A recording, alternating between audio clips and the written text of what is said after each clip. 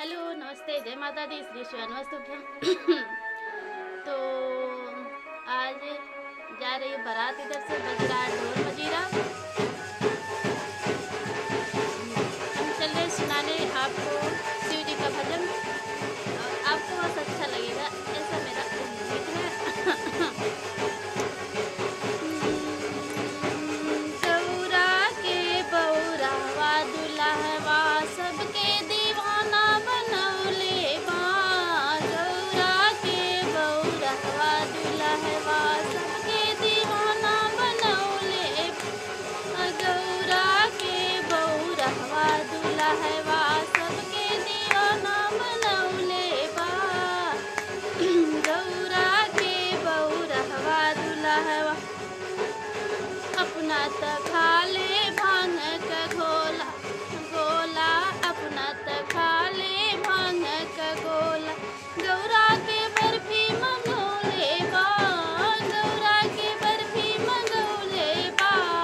गौरा के बौरावा दुल्हा सबके दीवाना बनौले बा। गौरा के बौरावा दुल्हा सबके दीवाना बनौले बा। गौरा के बौरावा दुल्हवा अपना त पहिने मृग के छाला। अपना त पहिने मृग के छाला। गौरा के लहंगा मंगौले बा।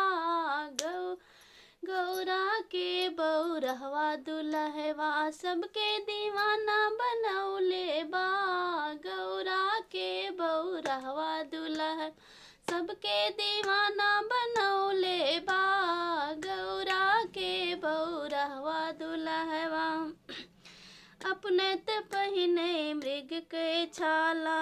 अपने त रहले पर्वत पहाड़वा। अपने त रहले पर्वत पहाड़वा। गौरा के महल बनौले बा। गौरा के बौरावा दुल्हवा सबके दीवाना बनौले बा। गौरा के बौरावा दुल्हवा सबके दीवाना बनौले बा।